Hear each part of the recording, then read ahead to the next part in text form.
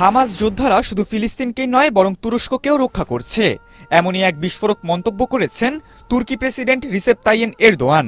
তিনি জানান, গাজা উপত্যকায় স্বাধীনতাকামী সংগঠন হামাসকে পরাজিত করার পর ইসরায়েল থেমে থাকবে না, বরং তারা তুরস্ক দখলের পথে এগিয়ে আসবে। দ্য টাইমস অফ ইসরায়েলের এক প্রতিবেদনে বলা হয়, বুধবার তুরস্কের রাজধানী আঙ্কারায় সংসদীয় দলের সঙ্গে বৈঠকে এমন আশঙ্কা ব্যক্ত করেন তুর্কি প্রেসিডেন্ট। এরদোয়ান জানান, ইসরায়েল শুধু গাজায় বিজয়ী হয়ে থেমে যাবে এমনটা মনে করা যাবে না। যদি এখনই ইসরায়েলকে থামানো না যায়, তবে তারা আজ অথবা কাল আনাতোলিয়ার দিকে অগ্রসর হবে।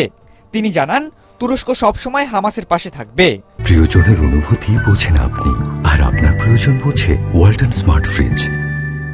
গাজার স্বাধীনতাকামী এ সংগঠনটি তাদের মাতৃভূমির স্বাধীনতার জন্য লড়াই করছে এবং একই সাথে আনাতোলিয়াকেও রক্ষা করছে। আনাতোলিয়া বলতে মূলত বৃহত্তর তুর্কি উপত্যকাকে বোঝাতে চেয়েছেন তুরস্কের প্রেসিডেন্ট। আনাতোলিয়া পশ্চিম এশিয়ার একটি উপদ্বীপ। তুরস্কের বেশিরভাগ অংশ এই উপদ্বীপেই গঠিত। আনাতোলিয়াকে ইংরেজিতে এশিয়া মাইনর নামেও ডাকা হয়। এর আগে সোমবার তুর্কি প্রেসিডেন্ট জানান, চলমান যুদ্ধে আহত হামাসের 1000-এরও বেশি সদস্যকে তুরস্কের হাসপাতালে চিকিৎসা দেওয়া হচ্ছে। এছাড়া সম্প্রতি তিনি ইস্তাম্বুলে হামাস প্রধান ইসমাইল হানিয়ার সঙ্গে দেখা করেছেন এবং ফিলিস্তিনের পক্ষে নিজের সমর্থন ব্যক্ত করেছেন।